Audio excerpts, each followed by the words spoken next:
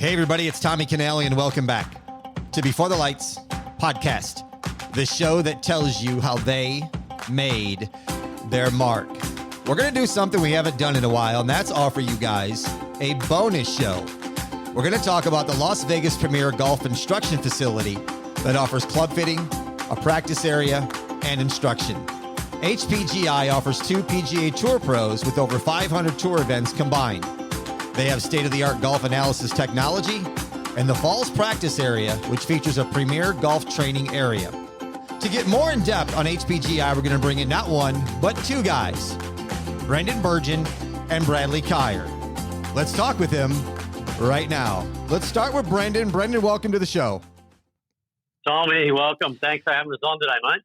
You are welcome. We're going to get into High Performance Golf Institute, better known as HPGI, located at beautiful Lake Las Vegas. Listeners, go to the show notes, and you can click on a link to go to highperformancegolf.com. Brendan is a world-renowned professional club fitting expert and club technician with over 8 years in the field, and he's worked on all the pro tours. Brendan, tell my listeners, how did you get started working on clubs? Tommy, that was actually a while ago, back when I was living in Southern California. Being a golfer myself, I needed to get some grips replaced and couldn't find really anyone to do it. And then just happened to stumble upon a guy that was getting out of the business, actually from Maxer Golf, and he had some golf equipment that he was looking to sell. And, you know, it's one of those things, you never know how you end up in something. And I bought some equipment and then just started learning.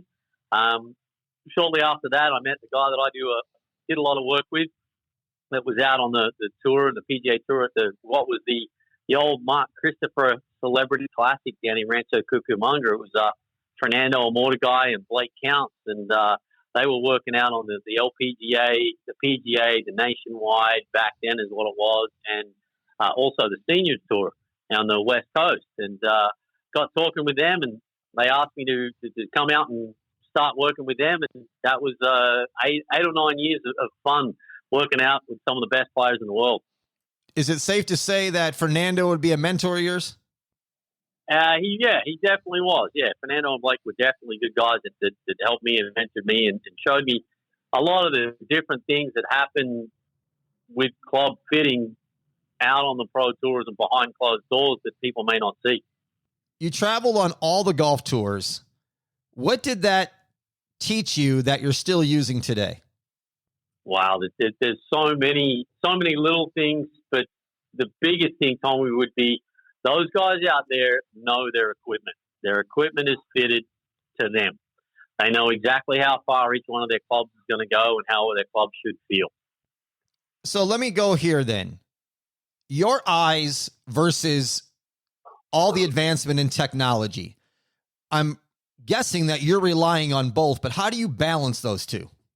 You've got to balance both of them in a way that, one, you've got to see what does the golfer do, and that's one of the things that we work with out here is how do golfers, what are their goals? What do they want to do? Are they getting lessons, or they just want to try and hit the ball better?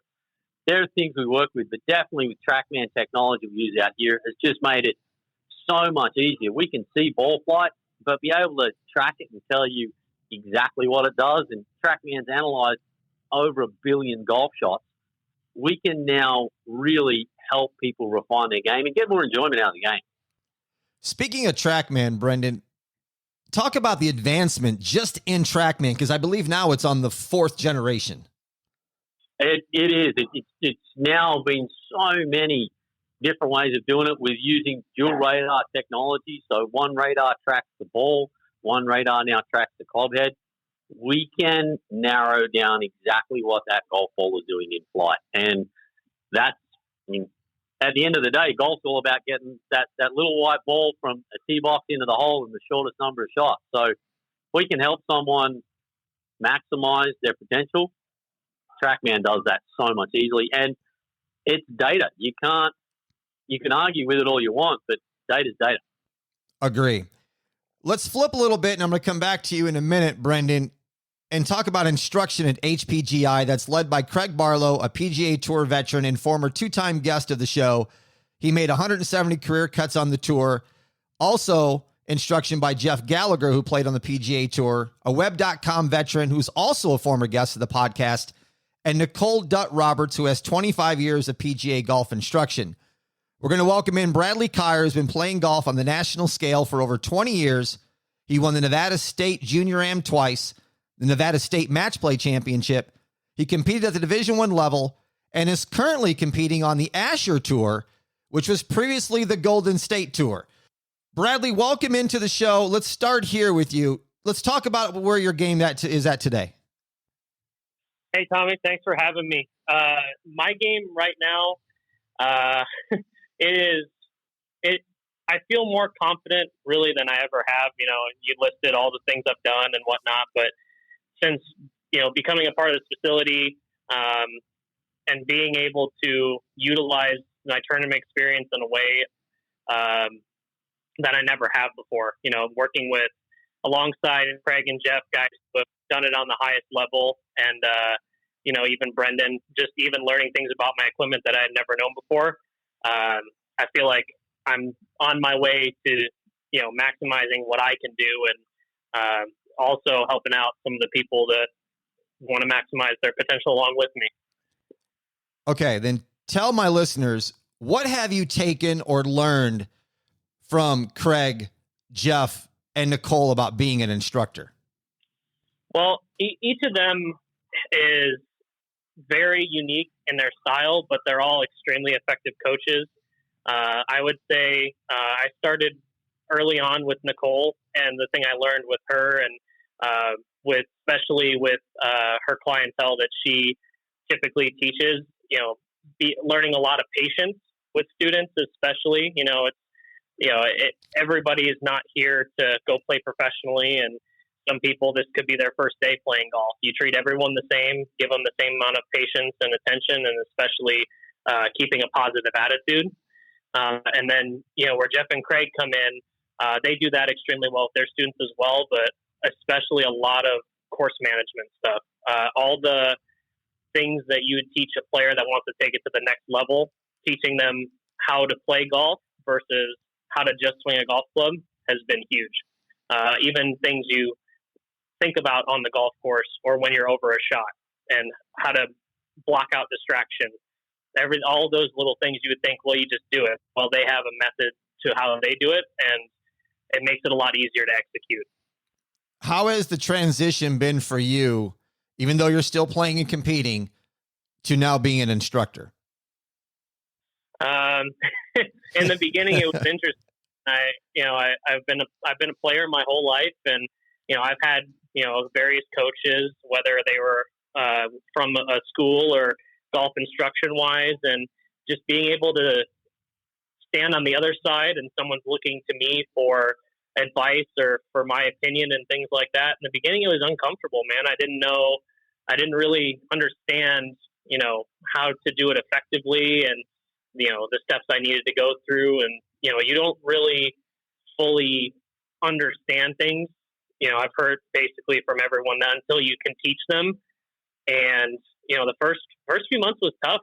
I knew what I wanted to say, but I didn't know how to say it and get it across to an audience, but after that, I like I said, I spent time with each of those three instructors who are extremely gifted at getting their point across in a manner that is both encouraging and effective. And I feel like I've figured it out pretty good now. But yeah, those first few months were tough. Outside of an instructor, you're also an HPGI club fitter and club repair. Have you always tinkered with your clubs? No. No. Until I linked up with Brendan and we were here, I knew next to nothing about equipment and club fitting. And in the immersion in the last year has been unbelievable. Now I'm that guy that puts a half-inch piece of lead tape on a particular part of my golf club because I want to try and get a different feel. But before I couldn't tell you how to change a grip, but now I can. I service my own clubs and I can take care of pretty much everything now. In the deep end, and he's learning how to swim pretty quickly. I was just going to say, as Fernando was your mentor, Brendan would be your mentor. Absolutely. Tommy, I will say it's been kind of good that way. I didn't think when I was the young kid almost 20 years ago now, messing around with golf clubs, thinking, well, what am I going to do with this? And now it's kind of nice to be able to pass on and see someone who's got fresh eyes and fresh enthusiasm and really wants to learn about it. Just simple things that I'd kind of forgotten about and taken for granted for making adjustments on clubs. You've got to slow down and explain it to person, why are we doing this? And it also then it helps him grow and him get better as an instructor, as a fitter as well. So it's kind of very rewarding that way. I'll bet. I want to ask a question for both of you, and I'm going to start with you, Brendan, because I'm sure the answer is going to be different.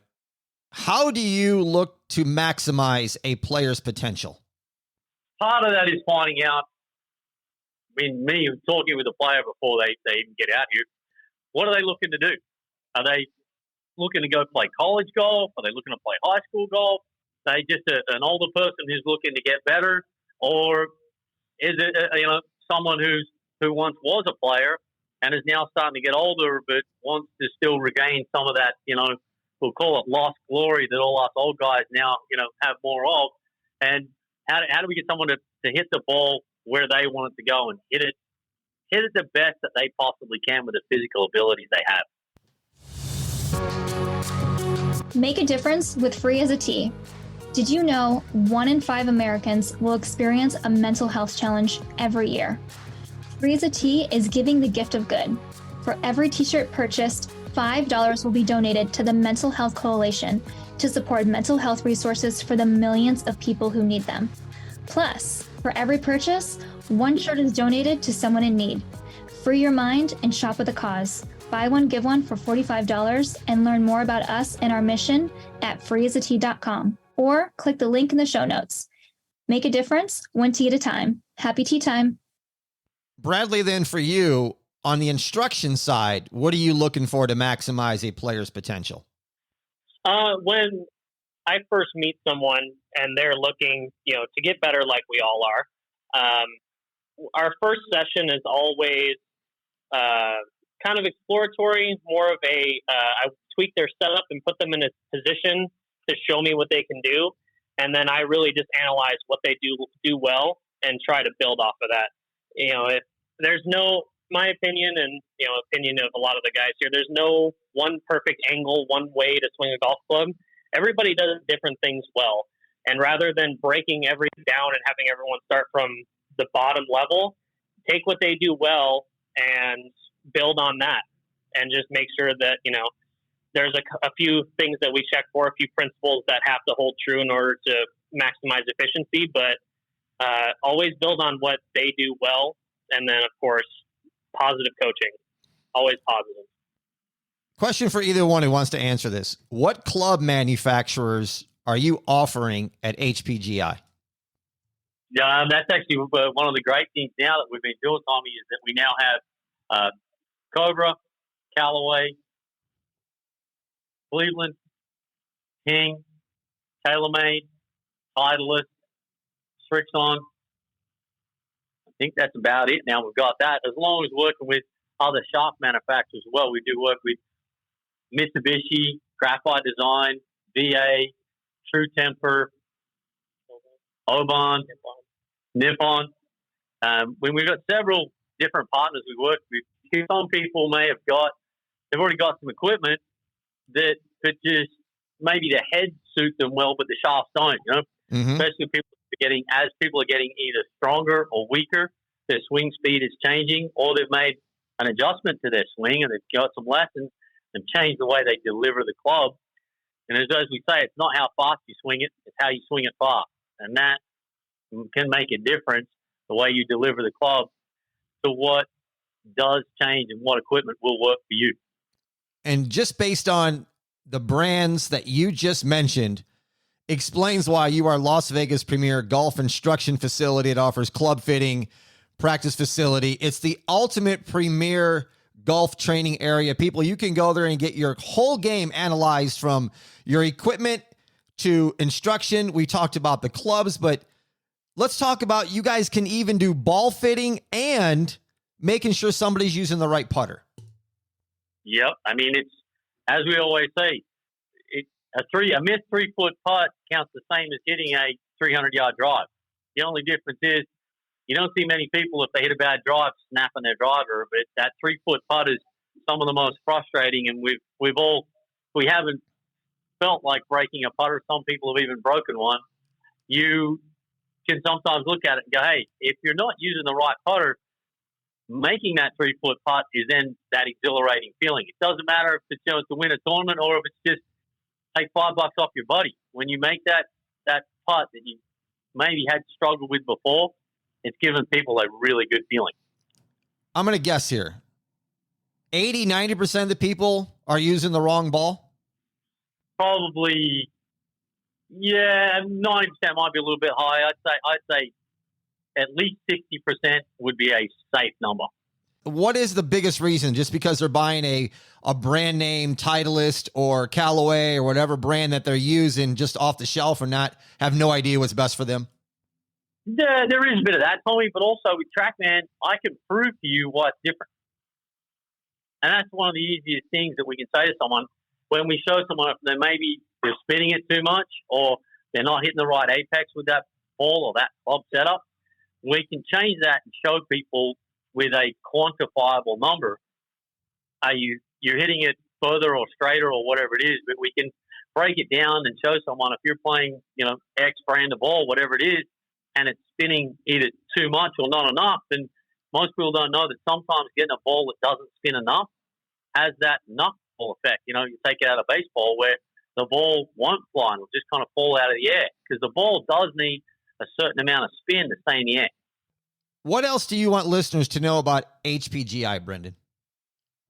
It's now we've expanded. It was 4 years ago we started out here. There was just Jeff, Craig, and myself, and we're now growing and now having and Brad here being able to do fitting and instruction. We're growing and with working with guys like yourself, we've been able to grow to be one of the premier fitting places in Las Vegas, and for us it's a lot of fun being able to have someone have that aha moment and hit that golf shot where it's that crisp, clean golf shot. That's really what it's all about. But having Brad here now makes it easier, and he's growing in his ability to fit and teach, and it's just it's a great thing to see that we're getting to be a bigger facility out here every day.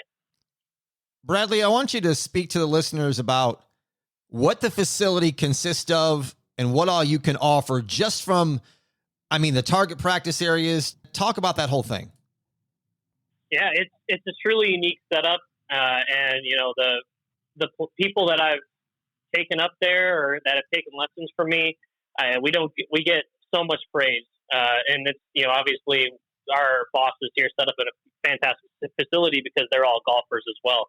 But our instructional range deck, we have 2 levels, and it used to be the 18th hole of the Old Falls golf course. So when you hit balls off the range deck, you're actually hitting what looks like an old fairway, and which is really great for instruction, especially because you have on that hole we put in 3 massive target greens, and then we have in the fairway we have sand targets that are about 3 or 4 steps across, just circles. And they're every 12 yards or so to dial in your wedge yardages. But the whole range from top to tail is about 370. And on the other end, we also have the green still from the 9th to 18th hole. So the 18th green is actually our putting green. It's always kept to the stimp of the golf course or even a tad faster with plenty of holes to putt. And you get every putt that you would normally have on a green, any break, any undulation.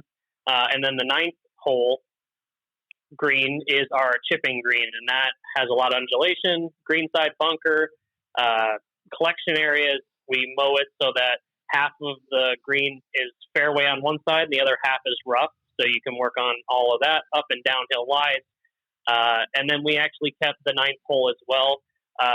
The tee boxes we use for private instruction. So if we have a student that wants to particularly work on driving it down a chute pretty much, we left the fairway bunkers in, and we can hit tee shots with a real course feel because there's still fairway bunkers, they're still rough, and then there's still some rocks around as well. And as well as part of the falls practice facility, we also have the hitting bay downstairs here at the clubhouse is where Brendan does almost all of his work and where I do my fittings as well. An indoor facility that we can use any time of day, any time of year, which is a huge plus, especially for instruction as well with our Trackman. And then in that room, we have all of our manufacturer's latest products and every shaft you could pretty much imagine. So we've got a pretty good setup here. Listeners, go to the show notes and click on the highperformancegolf.com link. You can take a look at everything Bradley just explained to you. Before we go, Bradley, start with you. How can listeners get connected with you? So they can go to the HPGI website. We have all of our instructors and club fitters available there. So myself, Craig, Jeff, Nicole, and Brendan on a little drop down. And if you click on our profiles, you'll find my email in there. And then you can also just call the Reflection Bay Golf Shop and ask for me, and they'll direct you. Or you can shoot me an email at bkyer@reflectionbaygolf.com. Brendan, to you before we go, where can HPGI be found on social media? What platforms is it at? We have Instagram is probably our biggest one, and then on the HPGI website. And Tommy, one thing before I go, I did forget about. If you've got our listeners, we're doing something different here next year, where we're actually doing a couple of what we were calling wedge clinics, where for 2 hours we have 8 people come in and work with Jeff and Craig on short game, and also with me and Brad on dialing in the distances of their wedges. So that way then people can work out, how far do I hit my sand wedge? How far do I hit my lob wedge? How far do I hit my pitching wedge? And they can dial in that end of their game, because as we all know, there's nothing better than hitting that short shot close to the hole. You know, if you're getting up and down for par, or, you know, if you're going to make a birdie, nothing better than doing that. Brendan, Bradley, guys, thanks so much for coming on the show, talking about HPGI. Tommy, thank you, mate.